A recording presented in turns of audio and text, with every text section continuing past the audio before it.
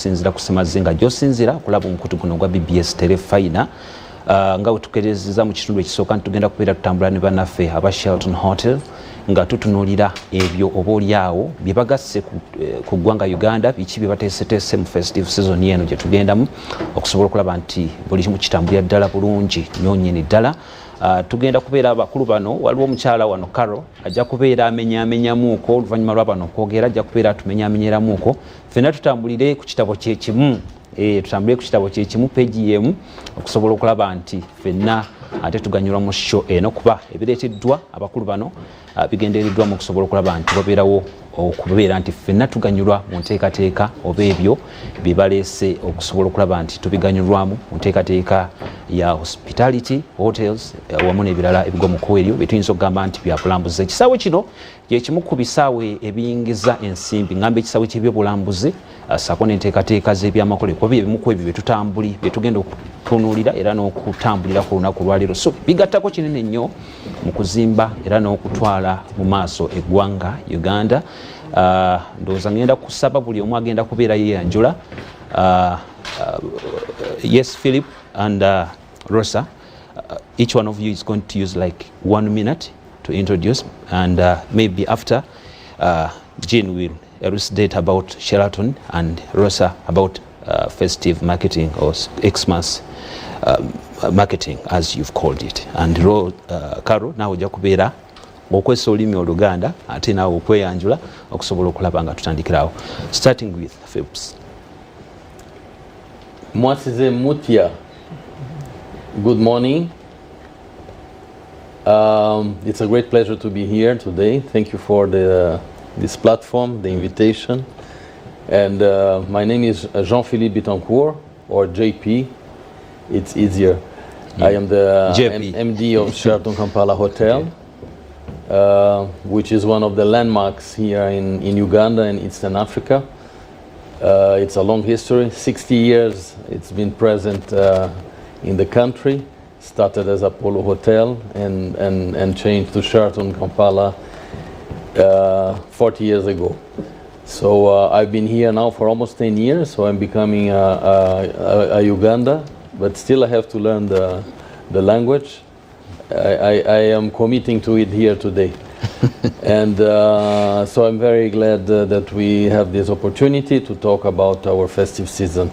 Okay, nice to have you. Now, my celebrity, Rosa, nice to meet you.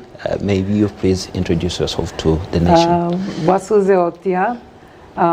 My name is Ambassador Rosa Malango, and I am pleased to be back with Uganda being my home now, serving as Special Presidential Envoy for Tourism and Trade.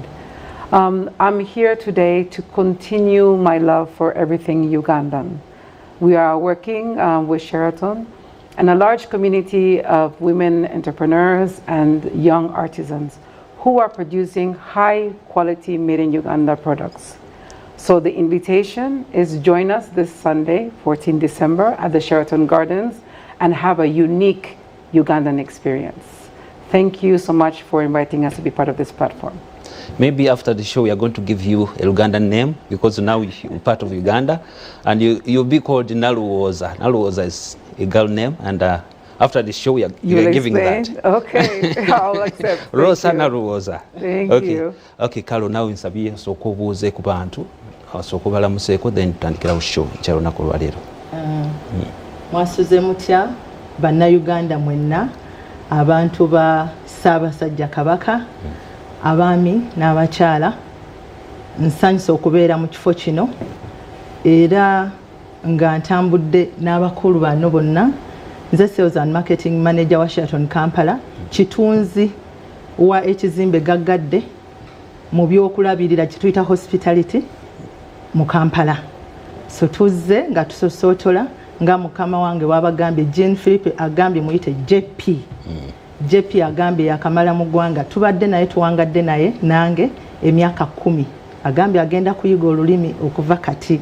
Agamba nti Sheraton ebaddewo emyaka 6 bweddu ng'era ekakkalabya ebyobulambuzi mu ggwanga lino Uganda, era nga ffe kituwa omukisa nga bwe tulina Ambassador Rosa Amalango okubanga ate ye agamba nti tetwetaaga gula bintu bweru, ebintu tubiina mu Uganda, ebintu ebirungi abakyala bye bakola n'abavubuka bye bakola mu ggwanga lino Uganda.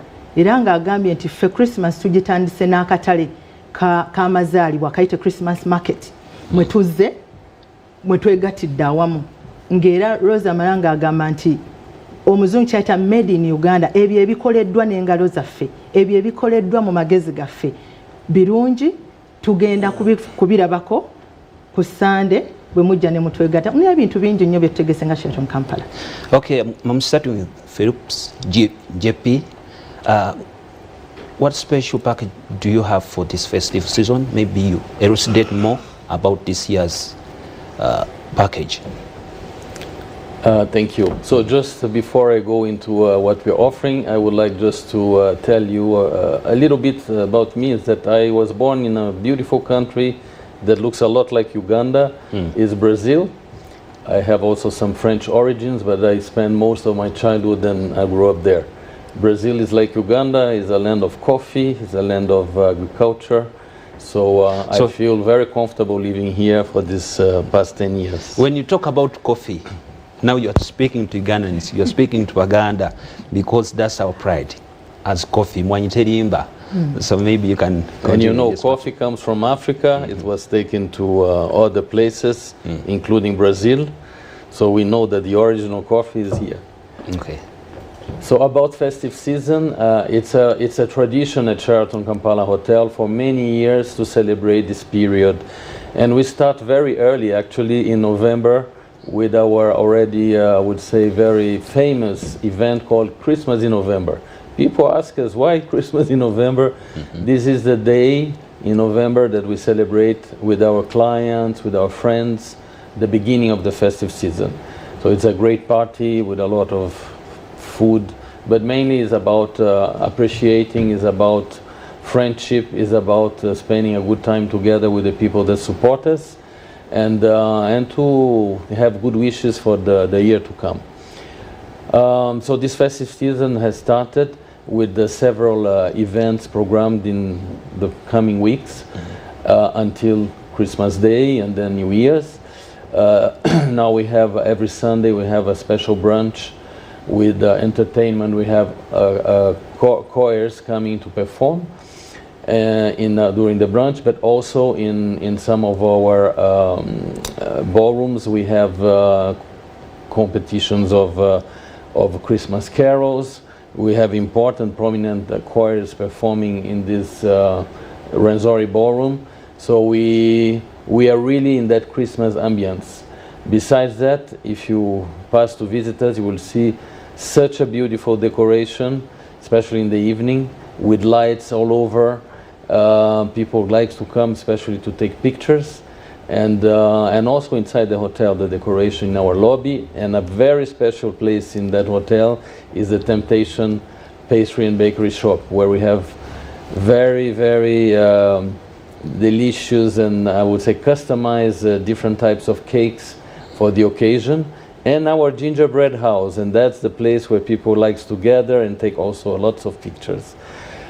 Sheraton looks mainly into the family in this period. Family, friends, people that wants really to spend good time together, that wants to thanks for all the blessings and good things that happen during the year. So that's what we say is a period of peace, is a period of love, is a period of really being together with the ones we love. So come to Sheraton, that's the ideal place to celebrate.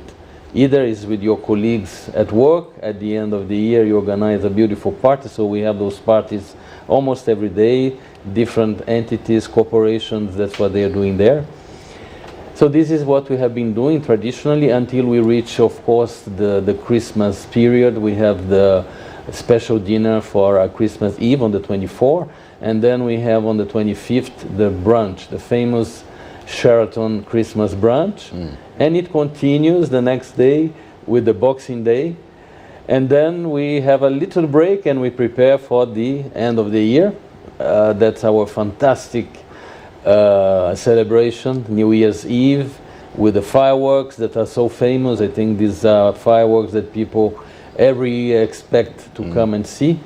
Sheraton was unique in the past, was the first place where fireworks were done here in Uganda, and we keep that tradition and we try to improve every year.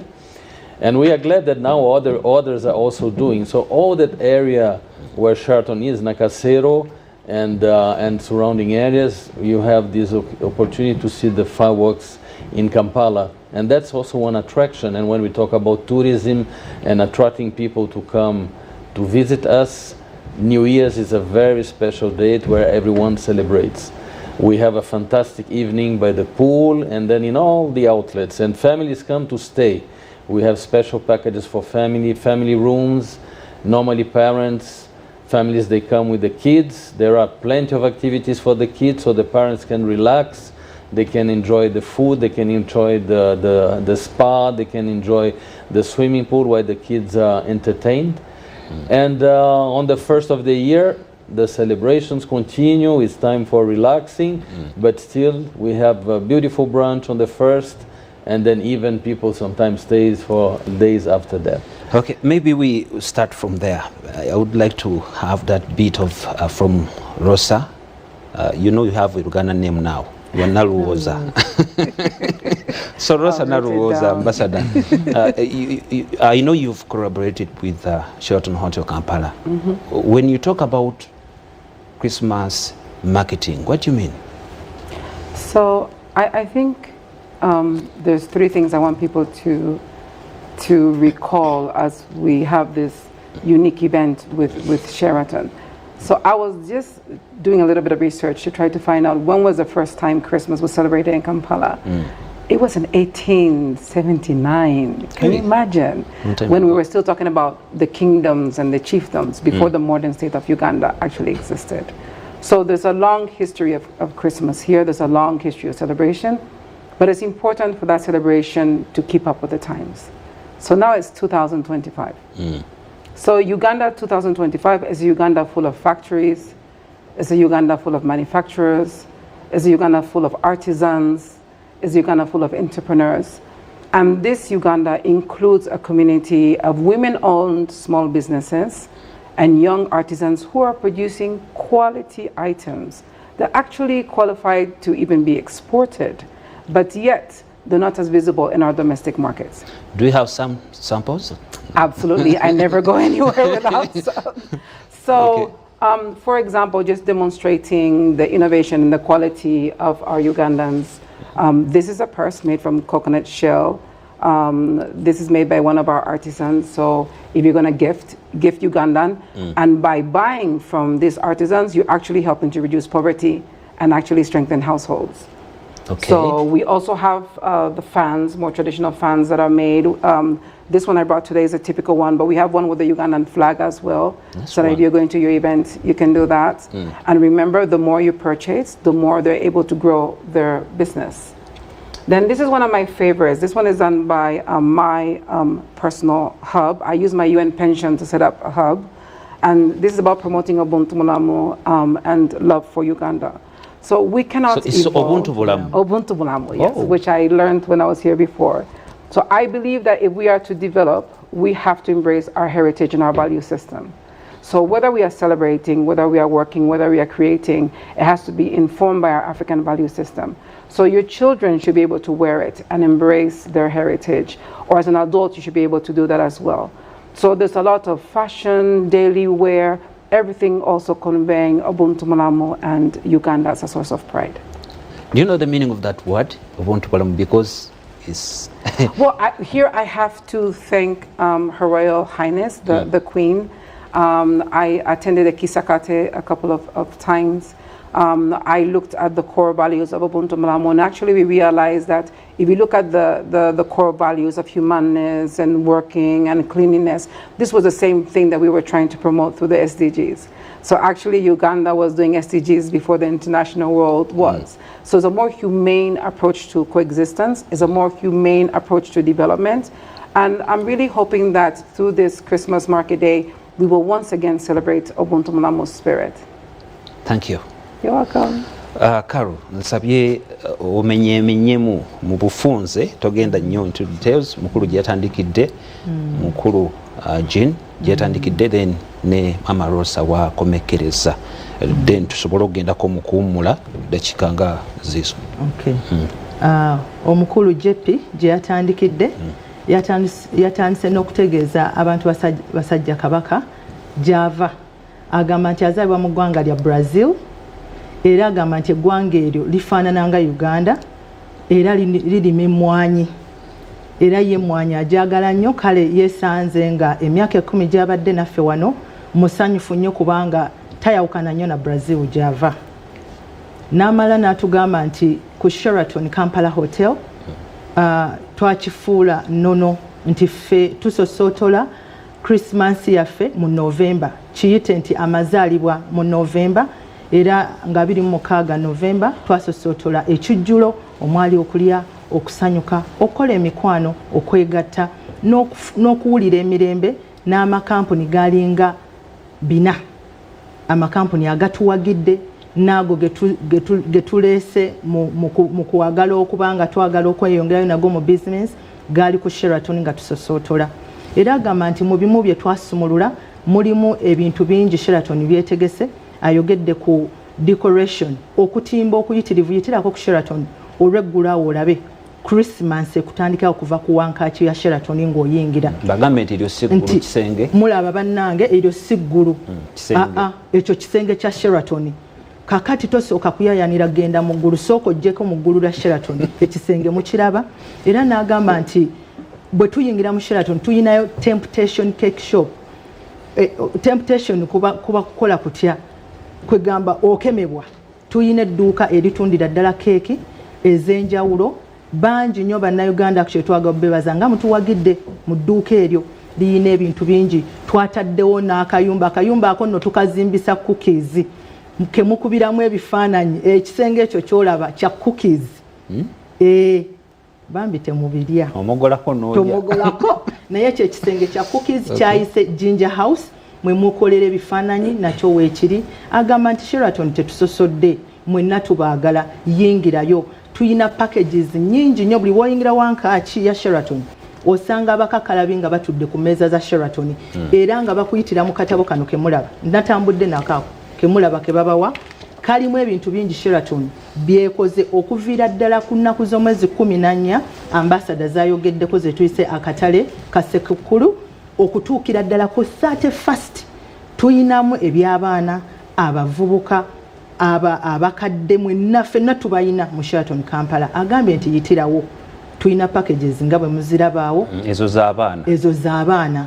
Leeta abaana bw'oba ogenda kusanyuka abaana mubatuwe.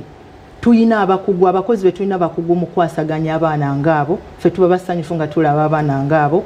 Tuyina ebyammwe, oyinza okuba olina omwagalwawo ng'oyagala okusanyukako naye Sheraton ebiina. Oyinza okuba oli mukulembeze wa kitongole oyagala otwaleko bakozi bo ku kabaga akaggalawo omwaka. Sheraton ekiina ne mu package tukiyita the corporate event, nazo package tuziina. Oyinza okuba oyagala okwata family yo yonna ojaguza amazaalibwa. Tuyina eyo nno bagiyita Ssekukkulu, ogirabaawo. Ssekukkulu yeegabira abantu 14 eyo ogiraba. Sheraton egamba esookufumbya Ssekukkulu n'olisa abantu 14 eyina ebigenderako bingi.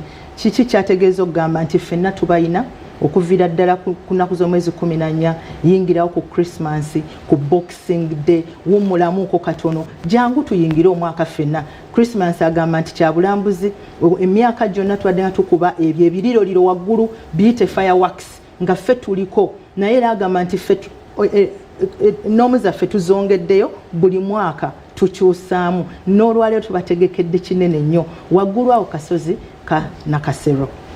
Oyo yabadde JP ng'ategeeza abantu ba Ssaabasajja Kabaka. Bwe tutambulako n'ambasada Rosa Malango, ye agambye nti bwe yali atandika olugendo luno agamba nti yali akolera ekitongole kya UN kiyite ekitongole eky'amawanga amagatte.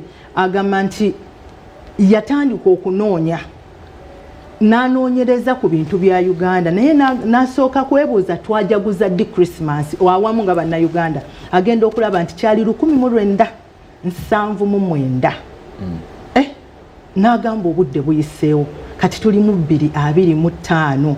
kitegeeza nti Uganda ya 1979 ekyukidde ddala. Uganda erimu amakolero mugalaba mangi nnyo, hotels zimeruse nnyingi nnyo, companies nnyingi. Uganda ekyuse, ebintu bya tekinologi biri waggulu. Kati agambye lwaki tekikomawo kubanga kyaliwooko. Kale n'agamba nti ye gwe mutima gwe yatandikawo, naye ng'awagira ekyo Munnayuganda omukyalo oyo omulenzi oyo kyakola ezo embugo z'okola ye Rosa Malanga agamba nti zazze okuwagira kubanga nnungi. Tulina abakyala eyo abakola ebintu ebibbo abadde abalaga ku samples ezimu ezo omuli bwe twewujja omanye ennaku zino tubeera tuti agamba tewetaaga gula kali olina katabo kokozesa yet we have oli katambaala naye akugamba nti wagira omukyalo ono akola ekintu kye. Olina olugoye lwa green ogenda okafuna owulidde. Tetuganye kuwagira ensawo zaffe ziri naye agamba ne paasi abakyala muliwa oteekamu akatambalako essimu zo twetaaga ziteeka obeera bwoti. Rosa agamba nti ebintu bino birungi bikolebwa mu miti ejaffe wano e Uganda tebiva walala byonna era kyovola ye avuddeyo n'agamba awadde bannayuganda omukisa n'agamba nti tuyambala bwambazi atansanyusiza agambye abeera mu kisaakaate kya maama Nnaabagereka era agamba yaliyooko gye yayigira ekigambo kino nti obuntu bulamu era n'ategeera nti obuntu bulamu bujja nga ffenna tukwatidde wamu. N'agamba nti abaana baffe bateekeddwa okumanya ensi yaffe byekola etya byekola babyambale naye agenda kyambala nga gwe maama gwe taata ozze n'okigula n'okimwambaza n'okimwagazisa. Ekyo kwegamba ly'eddoboozi lya Rosa agamba abakyala gye bali eyo bakola ebintu ebirungi naye tebalina katale. Ye avuddeyo n'aleeta mu babede. Rosa agwa mu babede agenda kutwala mu babede banne, aleese babede banne mu balaba ba JP, aleese bambasade emabega ababede ku Sheraton gwe gyogamba eyo abasente be bagenda. Rosa agamba nti nedda naawe osobola okujja ku Sheraton mu babede kubanga ekyo kyokola kyetaaga ababede bakirabe bakuwagire. Kati azze wano okuwagira abakyala, azze wano okuwagira abavubuka ng'era ayita mu JP ku Sheraton Kampala Hotel ekkalabizo ly'obulambuzi wano. Maybe oyongera okunyonyolako kwayogedde ku nnaku z'omwezi tugenda okubeerayo. Akatale ka Ssekukkulu tukayina Sande eno nga 14. Sande eno nga 14. Akatale kano bano bona bino Rosa byabalaga tugenda bisangayo. Ate olw'okuba nti Christmas JP yabagambye nti kaseera ka family, kaseera ka kulaga kwagala, kaseera ka kuwummula. Otawaanya emyezi 10 kati baba bagamba jangu ufune ekirabo. Ebirabo gye biri abaami n'abakyala, ebirabo gye biri byosooka omwagalawo abaana bo company. Oyinza okuba oyagala kukolera diary essaawa zino amakampuni gali mu ggaba diary. Rosa Malanga agamba nti abantu basobola okukolera diary ng'eva mu mbugo ng'eyina eddiba ly'olubugo. Jangu ku katale ku Christmas katale ku Sunday. Ekyokubiri entrance eri free, tetugenda kujja kuwadde n'ekikumi. Lwaki? Tuleese maka, tuleese abaana, abakyala, jjajja, senga, kojja, baaba ku katale ka Sheraton. Kale mujje mutuwagire, mujje muwagire bannayuganda bannaffe abakyala n'abalenzi abakola ebintu bino nabo. Ate Rosa yalina kyeyayogedde nti bwe tuba twagala okugoba obwavu bannayuganda tuyige okwewagira.